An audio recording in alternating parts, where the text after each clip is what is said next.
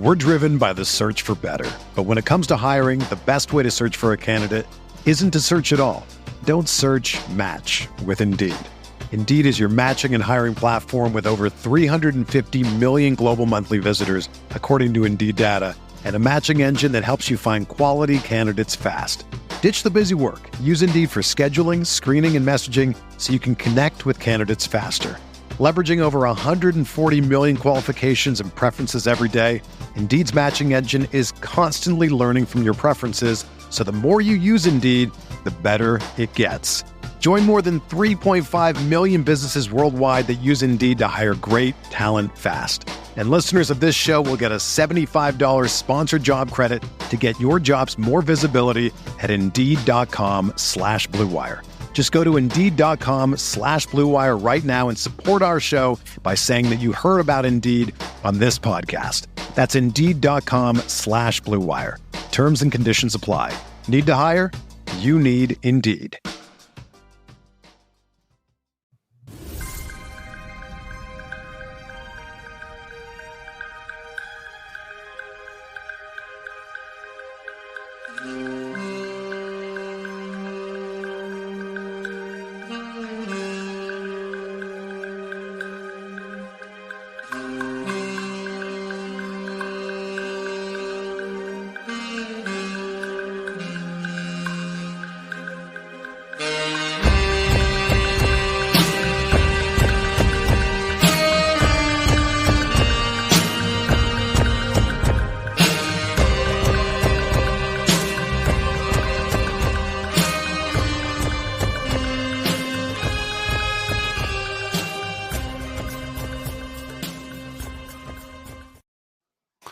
Hello, friends. Welcome to another episode of Pod Maverick. My name is Kirk Henderson, and I'm joined, as always, by my co-host, Josh Bowe. We are also editors at Mavs Moneyball. We are joining you a little after 11 o'clock on Monday, November 4th.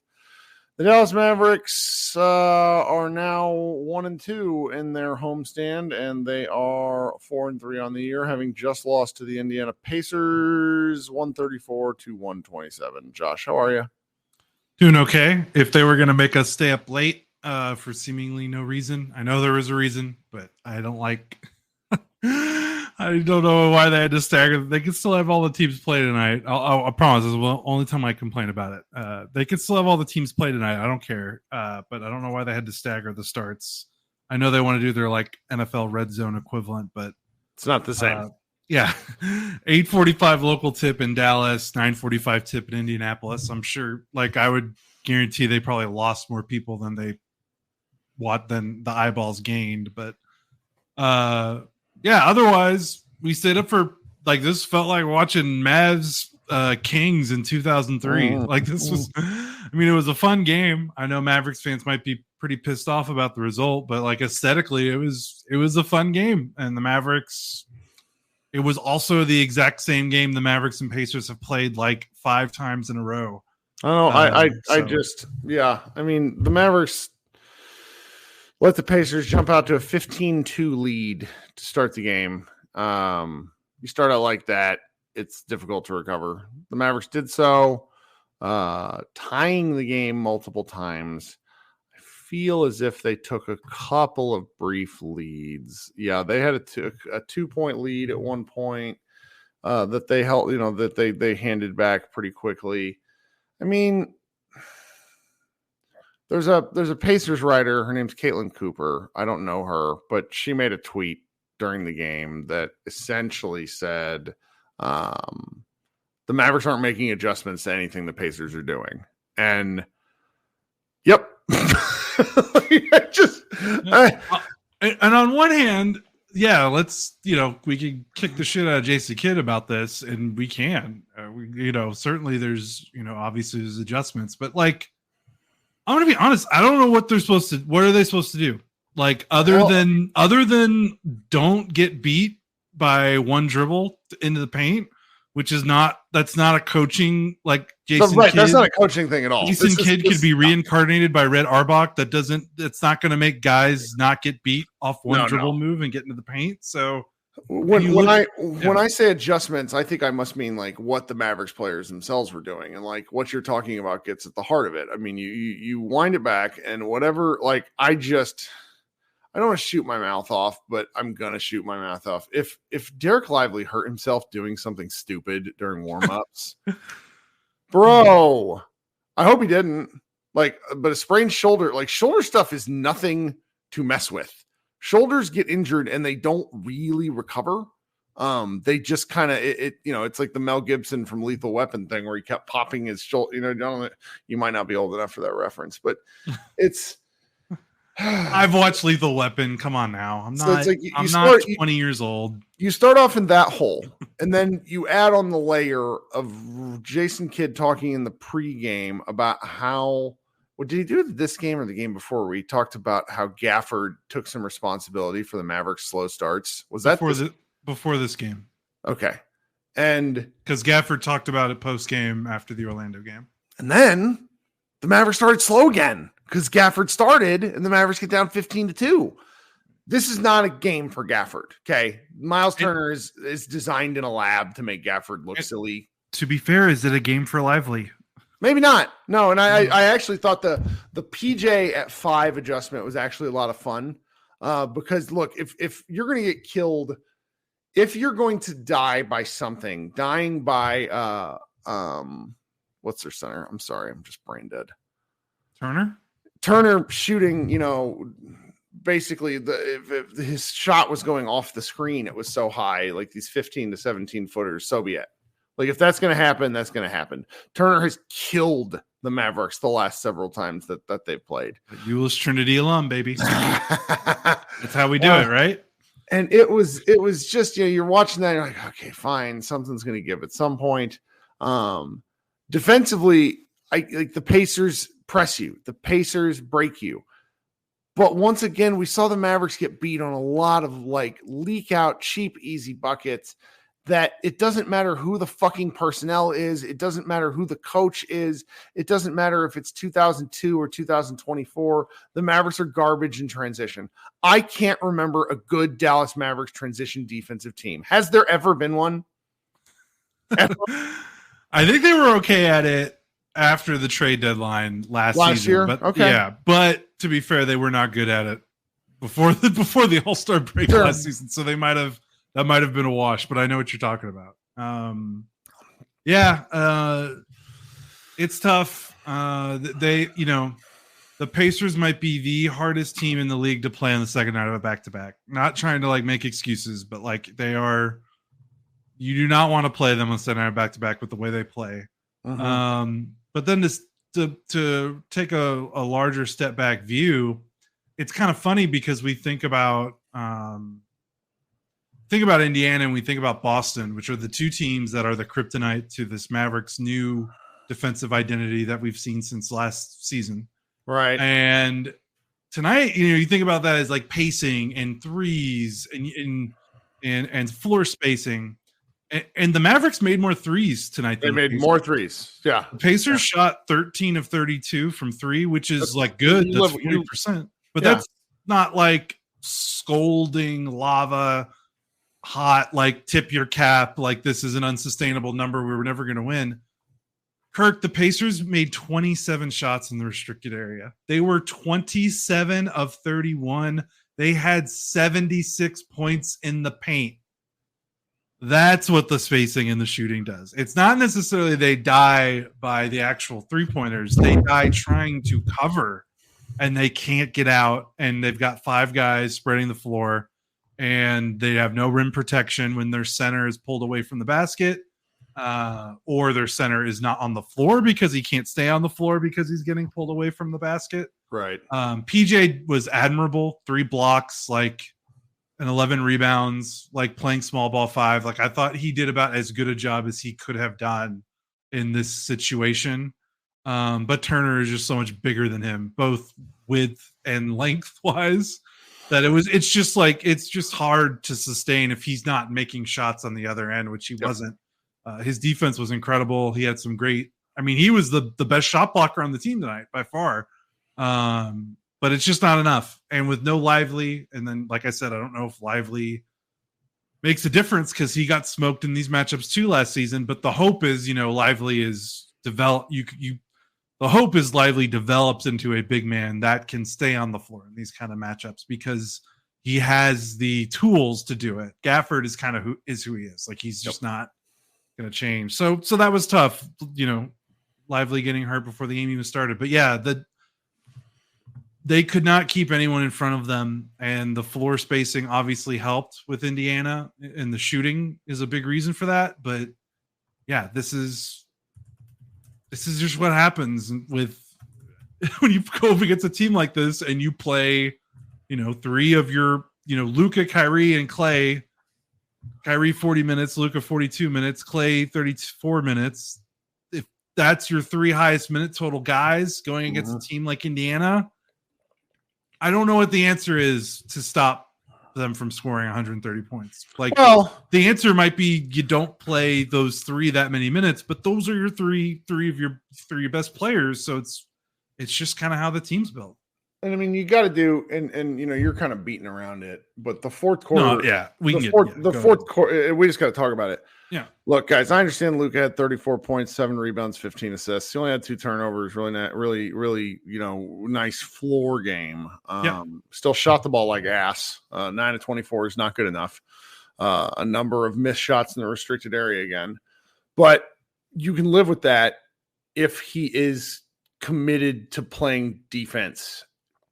And I felt that for a significant portion of the game, he was actually giving pretty good defensive effort. He's doing a little bit of the SGA, jumping into passing lanes and trying to cheat a little bit, but I don't care because it's better than what he used to do, which was stand there. And in the fourth quarter, he was put into a blender like it was the Boston series all over again. And he had there's one step back three by what's his name? Or Mathurin? No, it was Mathurin, where I actually thought that his defense was pretty good. Yeah, that was a good shot. But any of the things that involved Halliburton cooked him. Just cooked him. Yeah. 12-footer, go check the game log on ESPN or NBA. It's just like it's Halliburton 12-footer, Halliburton 16-footer, and Luka's the defender because it's a screen and roll and they're attacking him and he's basically playing drop coverage like broken down KP and it's just like half-ass challenging. It's nothing. It was bad. It was bad defense. The most of the fourth quarter, the Pacers' offense was who's Luka guarding? Let's either give that guy the ball and a clear out, or let's take the guy Luka's guarding and have him screen for Halliburton. That was the Pacers' offense for almost all of the. And I guarantee you, and here's the thing, guys. Guarantee you, Rick was punish him because that's what's happened over and over and over since Rick Carlisle has left this team when they play. I don't remember them beating the Pacers. I could be wrong. I'm sure maybe it's happened, but I'm not remembering a Pacers win since in the last three 7 games. I think the Pacers are 5-1 in the last 6. So okay, Dallas. There's got to be one. But yeah, there was one in the 2023 season, but it's 4 in a row. And that's not all on Luka, but it's it's an element of it where it's just that he's got it there's just no other way around it. You can run an offense as well as you can hit. You just got to play better defense in these moments when the game is tight because they just couldn't hold the lead. They couldn't get a stop and then make. Because I was very flummoxed by Luka's fourth quarter play. I just really was. He was very frustrating. Yeah, and like I said, I don't know what to say about defense other than just have better defender. When you're 3, with no Lively, their 3 best players tonight are Kyrie, Luka, and Clay, and not even trying to be disrespectful. There's a limit on how good those guys can be as defenders in the year 2024 right now. And going against a fast team that can attack in space, like Indiana, the answer is maybe don't play. I'm not trying to say bench Kyrie or bench Clay, but I just don't know how you can play against Indiana or Boston with those 3 playing heavy minutes, especially without Lively. They just, Gafford was ineffective in his 15 minutes. Okay, that's another guy that can't, so what, 4 of their 5 starters were ineffective defensively in this game. And they still had a chance to win. That's the because their offense was amazing, and Indiana gives it back as much as they give it to you, right? You say everything we said about Luka, the Mavericks did against Tyree, like against Halliburton, against Mathurin. Like the Mavericks also targeted the Pacers' weak links over and over again. It's just the Pacers just had a little bit more, and that's kind of how all these games have gone. Like, when we talk about basketball, we want to be like, well, they just need to make this adjustment. They need to do this rotation. They need to change this scheme.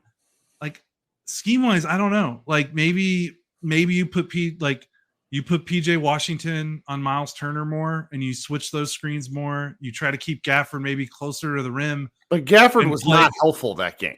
No. Like maybe you put Gafford on Siakam. Yeah. And you let Gafford roam off Siakam because you're not worried about Siakam hitting threes compared to the other guys that the Pacers play. But even then they have tried. I can't remember off the top of my head how much they did at this game. The last season they came out in the second half of a game against the Pacers. And they did exactly that. They put PJ on Turner, and they put Gafford on Siakam. And the Indiana still scored a buck. Like they just ran pick and pops with Siakam, and I think Siakam made a couple of jumpers. And it's like, all right, but so like I don't have an answer, and it's just funny because it's people are going to be mad about this loss, and I understand, but it's like the Mavericks have a defense that is good to great to even elite against 28 other teams in the NBA. There are two that it's not. It's Indiana and it's Boston. And unfortunately, one of those teams is one they're going to have to probably get by if they want to win a championship. And it's like, okay, if you've crafted a defense that can't get by the one team that you need to get by, like, I don't know. Like it feels like you want to kill them, but also it's like there's just limitations. You can't have the perfect team, and Boston and Indiana, but Indiana's not a perfect team, but their offenses in this day and age of NBA basketball, they're basically perfect offenses. And I just don't know what you do. Like, I'm just kind of at a loss. We're here to talk about how to break things down. And I don't know, just have better players. I don't know. We'll see. Okay, here we're going to take a short break here. Anybody watching on the YouTube, if you're not subscribed, please go ahead and subscribe. Also, click the bell. The bell will be notifying you because Josh and I go live. Why do we go live after every show instead of recording a podcast and putting it up? Quite frankly, it's easier for us because we are doing all this on a restricted time schedule because this is not our day job. Those of you listening on audio stream, please consider subscribing. Please consider leaving a review. Please consider shooting me an email at our we have a lot of different with podmaverickpodcast@gmail.com. You can find me on Twitter. I'm always talking to people on there. We also are running a playback room during games if you ever want to come watch games with us. I will run our secondary show tonight, maybe hang around for a half hour to see if anybody has their takes that they want to get off. Didn't do one last night. Probably a mistake because I'm somehow much more tired tonight. The daylight savings time really making life difficult in the Henderson household with a baby who does not care what time it is. All right, I'm going to do an ad insertion here, and then we'll come back and talk about a few more things, and then we can hop on to the next show. So we'll be right back. Whether you're ordering wings for the game, whipping up a 7-layer dip, or ordering pizza, there's something about football that makes you want to eat. And this football season, Uber Eats has the best deals on game day food. No matter what you're craving, from 2-for-1 pizza to buy one, get one wings, Uber Eats will be dropping new deals each week, all season long. Uber Eats, official on-demand delivery partner of the NFL. Order now. Terms and conditions apply. See app for details. Okay, so I'm bound to have pissed off some certain people with sort of picking on the Luka element of the defense. But I do want to clarify that I think that his fourth quarter was actually the problem, not the whole game. The Mavs defensive stuff, it's, we've talked about this a lot. Like, if you're just going to get beat up and down the floor, if you're going to get beat on single dribble stuff, if you're not, and then certain Pacers are making difficult shots, it's just going to kind of be hard to win. I do want to give a little bit of credit to a couple of guys in particular that I think at least deserve praise for helping keep this game close. We finally had the breakout Najee Marshall game that people have been clamoring for. Marshall was 0 for 9 from 3 before this game. Hit 2 threes, scored 20 total points, also grabbed 5 rebounds, dished out 6 assists, and played some pretty interesting defense in spots. He's just kind of a guy who is – the knife is a fun nickname. He does a lot of fun stuff. I enjoy seeing him on the move with the ball. Sometimes it's a little nuts, but it's not like, people who aren't long-term Mavs fans or hopped on board the Luka bandwagon, or really if you don't just remember certain things, like, guys, I had to watch Wesley Matthews dribble for several years. Okay. I had to watch Reggie Bullock dribble. Just so anybody that can like dribble and make a pass, I'm pretty happy with. So it was that element of the game was certainly fun to see. Yeah. And really he's been playing, his season's been weird because like his passing and ball handling has kind of been there since opening night. He just hasn't been able to score or make a shot. So he finally, that all just kind of came crashing down in this game. He regressed to the mean in a way. Hold on, I got to see. Positive regression, I think, is the phraseology, which is ridiculous. Yes, positive regression. Yeah, I hate but yeah, he was great attacking, got to the rim a bunch. I know he hit 2 threes, but he also hit, he had 6 twos, and I think moving most without of them the ball. Yeah. Passing well, 6 assists, no turnovers, 5 rebounds. I keep forgetting how big he is. Like he's a big guy. The t-shirt is like a. Does it make him look bigger, you think? It makes him look worse. Oh. And so I don't think about his size. I'm like, that motherfucker's wearing a t-shirt is the first thing that I think. Is that that's probably mean? I mean, no, I know what you mean. I wore a t-shirt sometimes when I played in high school. Those were not the most flattering images. But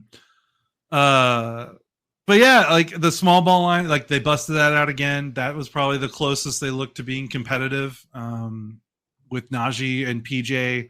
PJ's technically at the 5. I call it Najee at the 5, but it's really like the Najee small ball. Right. It's just what I say to signify it. But with PJ and Najee for your front court as a small ball lineup, you could do worse in terms of trying to play small while still being big, because PJ's, he's 6'7", 6'8", but he's got a long wingspan, and Najee's obviously 6'7" with a long wingspan. PJ had 3 blocks, Najee had a steal. Like they did some things, and I like that 5-man group, regardless of who the other 3 are, as long as one of them is Luka or one of them is Kyrie. And Najee's ball handling makes a difference. I mean, he is like we talked about this against Orlando after the Orlando game. Like he is just the continued vision of this new Mavericks organization of what they want to focus on, which is guys that can do things. That's not just stand and watch Luka dribble the ball around. Like the identity of this team has changed so much since when Luka got drafted. And I feel like Najee represents not the pinnacle, obviously, but like his acquisition just represents how they're just trying to get away from that old regime of let Luka do everything and have 4 other guys that just spot up and hit shots off Luka passes to you need guys that can do stuff when they get the ball. They don't need to be guys that run your primary offense, but I just like Najee's fit on this team, and I know he struggled, and this was just a really good game that showcases kind of like the vision, I think, of what the Mavericks were thinking by moving away from Derrick Jones Jr. and bringing in a guy like Najee, because Derrick Jones Jr. is not getting 5 assists, 6 assists in a game. He's not handling the ball like Najee's doing it. And I know that the team does miss Derrick Jones Jr.'s athleticism and some of those defensive splash plays, but yeah. I think this stuff is more important, just to be honest with you. So I have a take I've been thinking about. Tell me if you think this is nonsense. Over the course of a season, I think I prefer Najee for all the reasons you're talking about. If it's a single game right now, I think I like DJJ. Why? Because Luka's going to have the ball in a single game. A lot. Dominate it. Him, Kyrie are going to dominate it. It's just it's a basketball take that's ultimately meaningless because that's not how the game is played. But the explosiveness that Derrick Jones Jr. brought, I just miss at times. I agree. I think I will grow to love this version of Najee Marshall way more than I did Jones, but that's just where my brain is. No, I understand what you mean. Yeah, especially like how many guys do you need that can handle the ball when in the last 3 minutes one guy's mainly going to be handling the ball. But I think what what I saw in the Boston series, it's just they couldn't. I felt like that version of the Mavericks got as far as they could have gotten with that roster. Like they pushed that team to the absolute limit. And when you look at, okay, what were they missing? And remember that Boston series, it was literally just Luka ISOs and Kyrie ISOs and no one else could do anything.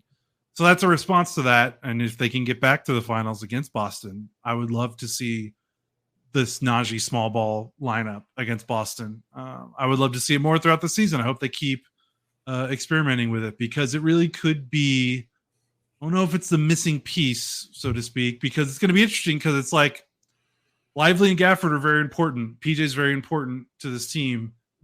Like, where does Najee fit? You know, because you're not taking Kyrie, you're not taking Luka. Are you taking? I don't think you're taking Clay off the floor. I think you might have to if I know. I don't know because I'll be honest. Like, I was prepared to really be pissy with Clay's defense, and he's been passable and fine to me. He's big. He's trying hard. I don't think he's hanging anybody out to dry. And him playmaking is also fun too. I see what you're saying. No, yeah, it's a tough decision. Yeah. So, but they have options.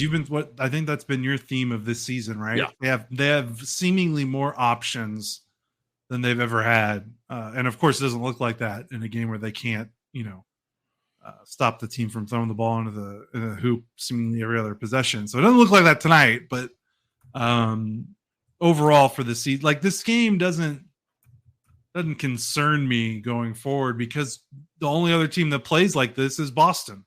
So we'll see. It's tough though. They had a 5-game home stand and they start at 1-2. Then they got to play Chicago, who's feisty. I think more feisty than people expected. And then you got to play Phoenix, who's playing really well. I say that about Chicago being feisty, and they just lost to the Utah Jazz tonight, the worst team in the NBA heading into tonight's games. So I don't know. We'll see. But yeah, I don't know.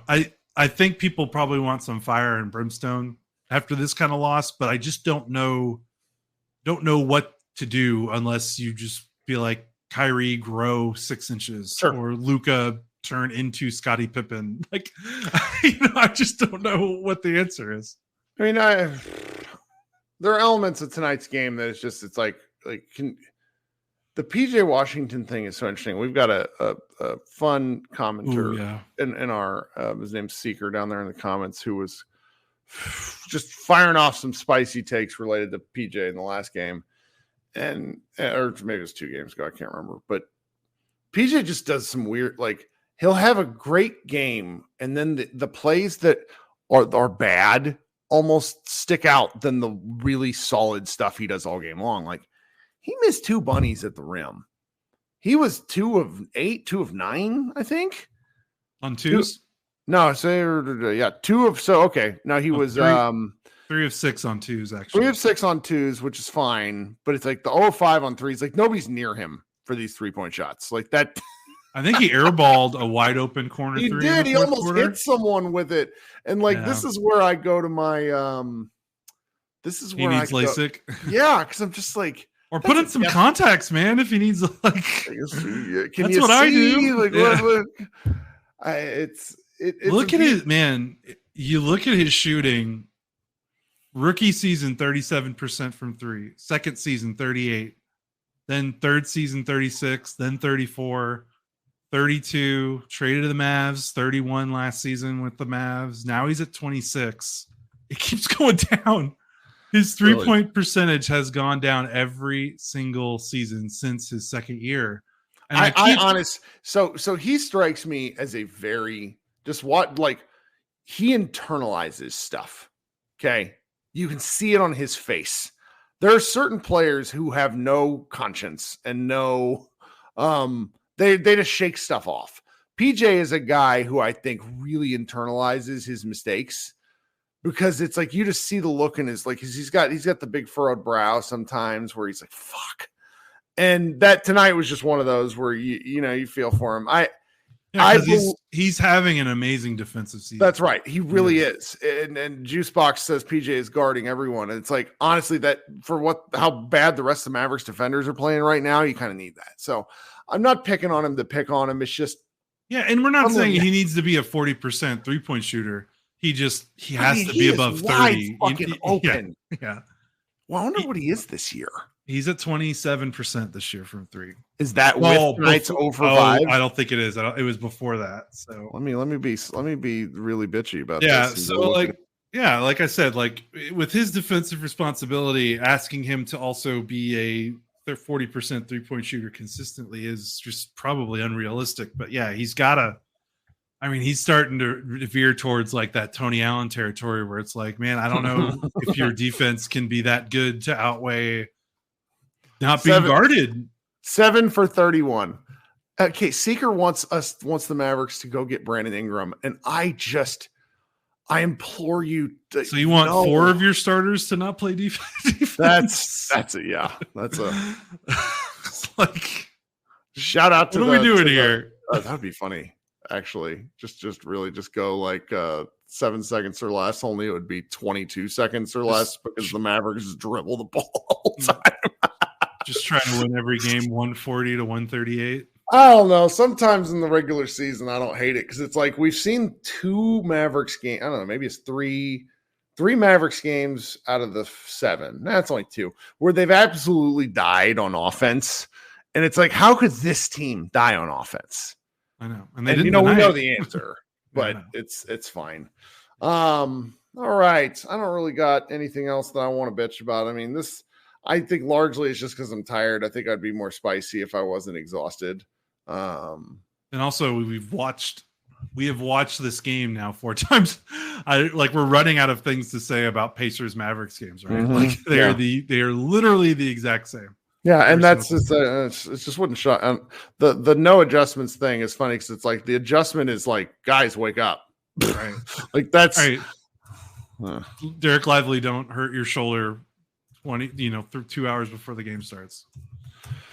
All right, so I posted the link to the StreamYard in the chat. I'm going to go pin it on YouTube so you guys can know where to click. Let's hang out in here and let me know if you guys want to come up and talk a little basketball, and if anybody has takes they would like to get off. Now is the time. If nobody wants to, then we'll just go to bed because it is 11:30. Thanks so much for hanging out with Josh and I. Check out Mavs Moneyball. We do have our fair share of articles probably coming. I know we had somebody turn something in on Clay in the middle of the game, which is nice to have something to read tomorrow. Then we got the recap, player grades coming, and the stats to know. This has been Kirk Henderson and Josh Bowe. Thanks so much for hanging out with us. We will talk with everybody soon. And I will be right. I will be right back.